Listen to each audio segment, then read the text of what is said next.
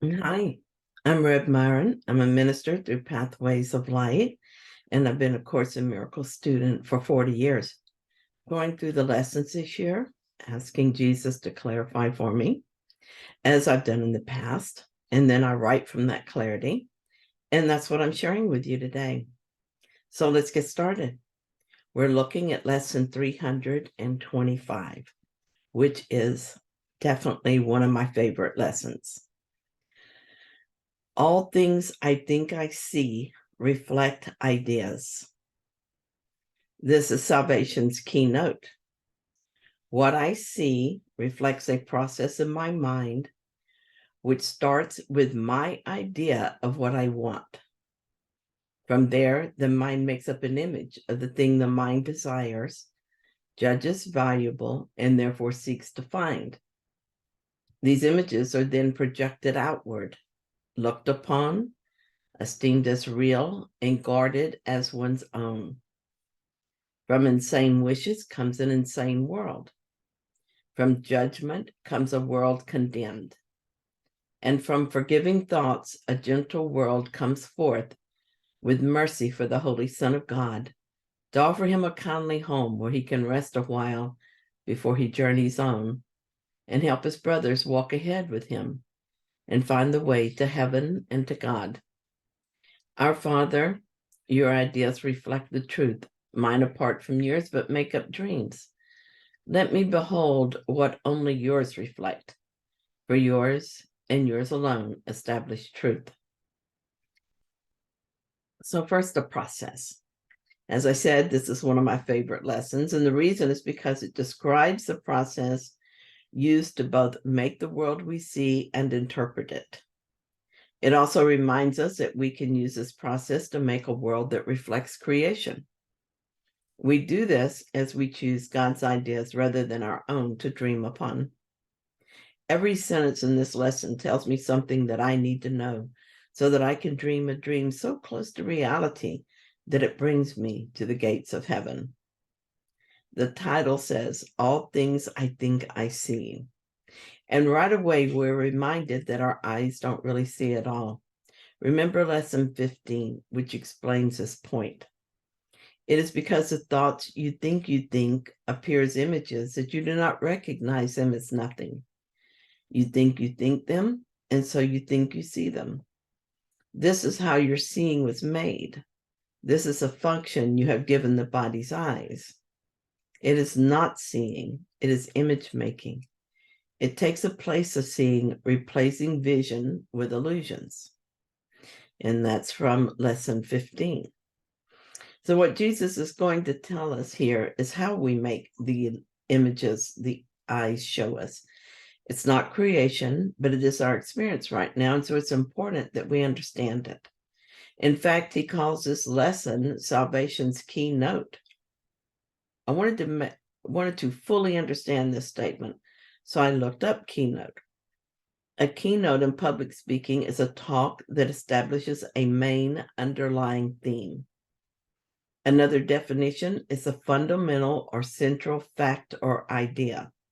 So clearly, we need to pay attention to this lesson. So let's look at what I see reflects a process in my mind. If ever we think that the world is acting on us, just as one phrase denies that. So how do we make these images we see? Well, it's a process that starts with an idea of what I want to experience. I've noticed that over the course of the last 73 years, there were recurring themes that I wanted to experience. I wasn't aware of them for many years, and even when I became aware, I didn't fully understand that I was choosing these experiences.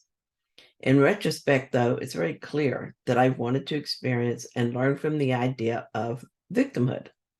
Another recurring theme that is related to victimhood is a desire to feel unfairly treated. And both of these themes can be seen as falling under the umbrella of guilt. At first, I explored them as a victim, and my life was filled with guilt stories. I seemed to be victimized all through my life.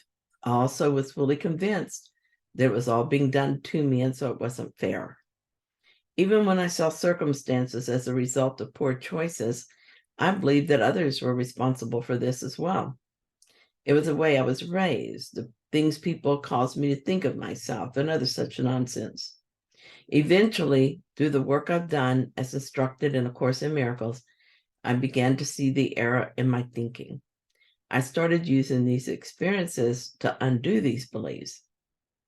From there, the mind makes up an image of the thing the mind desires. So once I have an idea of what I want, I think up an image that would represent that desire. If I want to explore the idea of victimhood, I would need an image to help me do that. Maybe I'll be the victim of an unscrupulous contractor and he will cheat me out of my money. Or maybe I will be a liar and fail to live up to my obligations and thus be the victimizer. Maybe I'll be the one who helps others recover from victimization. Perhaps I will be the one who teaches that it's not possible to be a victim.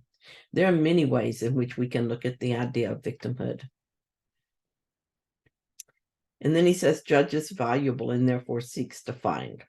It's interesting to me now to see very clearly how we judge everything according to what it is we want to believe. I used to be so sure I was a victim, and I had all the proof. Now I look at those incidents and see them as a classroom they were, and I'm grateful for my time in them. I learned something important from each one. Inevitably, my lessons led me to the place I am now, where I cannot believe in victimhood at all under any circumstances. This is such a different way to think, but it is a way that leads me to the peace of God. It leads me out of the world and into heaven. The world continues with its stories, some of them pretty awful, but how I see those stories are different because my beliefs are now different. I don't seek for awful, I seek for love, and thus I find love. We will always find what we seek. Only achieving a degree of healing allowed me to understand this and to finally know it is true. And then the section, the phrase that says, esteemed as real and guarded as one's own. Once we've decided what we want to experience and have chosen the image that would represent that choice, we project it outward. Now we can pretend we don't know where it came from, believing only that we are victim to it. But even at this point, we have a choice. We can choose to reinforce the idea of being a victim, or we can choose to see it differently and accept responsibility for our perception. If this is our choice, we can ask the Holy Spirit to interpret it for us. He will show us how to see it as the opportunity that it is, and we grow from our experience. Or we can ask the ego what it means, and then strengthen our belief in victimization. We will then guard that belief, refusing to see it otherwise, in which case nothing changes. We just keep going down the path of pain and suffering until we can't take it anymore. Eventually, we will all make the better choice, but when we do is up to us. And from forgiving thoughts, a gentle world comes forth. As the mind clears, ego thinking falls away, and what is left are forgiving thoughts. I don't have to undo so many judgments anymore. Love is what I feel for the most part. I don't feel the need to defend myself. I'm not attached to my beliefs. There's so much freedom in that. I'm free to just love instead. I know my goal, and I just keep moving toward it. The world hasn't changed, but I have, and because I've changed, my experience of the world has changed. Did I say that I love this lesson? I really do. The world begins as a desire in our mind. It starts with an idea of something we want. Sometimes it can be difficult to discern what it is that I wanted when the process began. That's because it shows up as an image. And if I'm unclear about how it happened, I can mistake the image for the idea it represents. We can also become confused because we're not always willing to acknowledge that what we want. We seldom want what is best for us, but we always want what we value. Sometimes what we value is very painful. This is why Jesus emphasizes guilt in the Course and asks us to let that idea go. If we feel guilty, we will desire and value punishment. Another issue we have is that we cannot know all that we need to know in order to judge what is best for us. And again, Jesus understands this and helps us to learn to ask the Holy Spirit to judge for us. So, first, we have an idea of what we want to accomplish in the world. It will be something we desire and value. And what happens next? Well, we make up an image that will represent the desire. So here's an example. If I want a self that is different from yourself, I will make an image of that. It might look like this. I'm smarter than most people. Or I make an image of being not smart at all. Both of these images represents a desire to have a self that is just mine, different from yours. What if I desire to atone for my sins? I might make an image of myself being very sick or poverty-stricken. The religious idea of suffering for Jesus or suffering here so that I can be saved and spend eternity in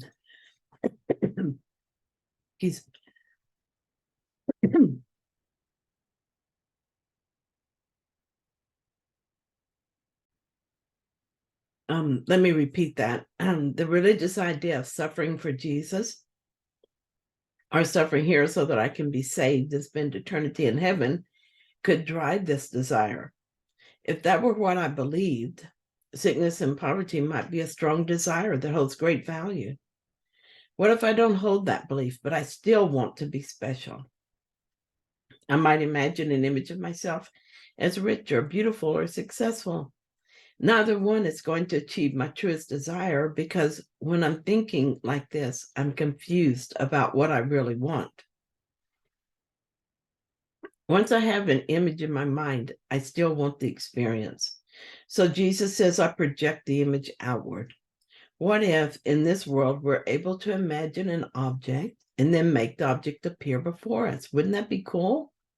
Well, we can, and we do. We have an idea we want to experience, and we make up an image that would represent that idea. Then we perform some cool magic and make it appear before us as if it is real.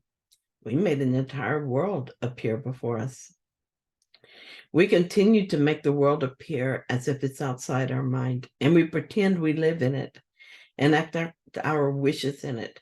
Have you ever noticed that your imagination is making up stuff in your mind, maybe a whole story?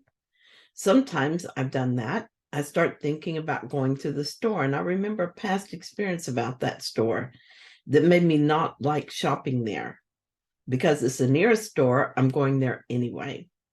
I might imagine that I'm talking to the manager and telling him what I don't like about his store and how he should be doing things differently. This imagined conversation could be very detailed. I'll probably never act on it, but I can imagine it clearly. Why not act on it? Well, maybe I want to be a victim of his poor management skills more than I want a better shopping experience. But the thing I can see clearly is that if this happened to me, it would mean that I had a clear desire to be a victim and that I believe it is true. And I'm guarding that victimization, keeping it in place. But I also want to be free. So every time I shopped at that store and felt resentment toward the manager, I looked at that thought with the Holy Spirit. Eventually, I started noticing that there must have been a change in management. I began encountering friendly, helpful employees.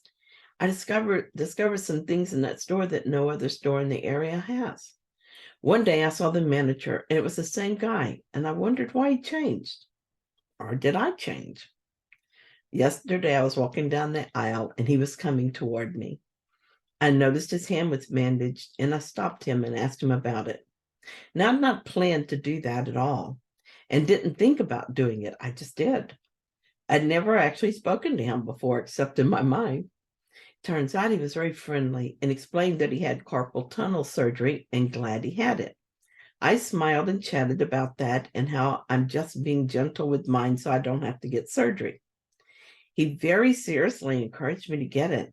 He clearly wanted me to have the relief he experienced. I think it's funny now how I held a grievance against him, and I can't imagine why. But it's clear that in order to have a different experience, I had to have a different thought, a loving thought.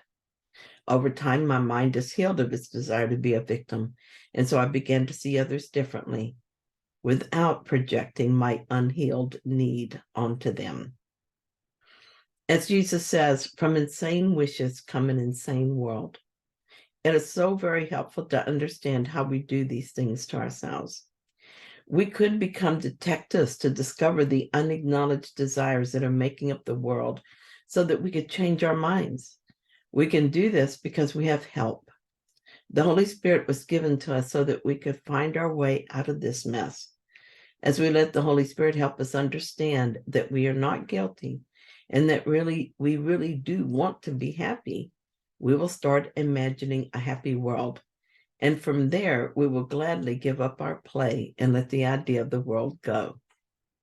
So this process is very helpful when we're ready to use it to awaken. We are virtually manifesting our thoughts as form, making an image of a body that we are now using to interact with our thoughts. We can see the effects of our beliefs and feel the effects as well. For instance, we can see the damage that the belief in victimhood can do and even feel what it's like to be a victim. This gives us an excellent opportunity to decide whether or not we keep those thoughts or let them go to the Holy Spirit. Thank you so much for joining me today in this lesson. If you found it helpful, then please like it. And if you haven't yet, please consider subscribing. And I will be back tomorrow with another lesson.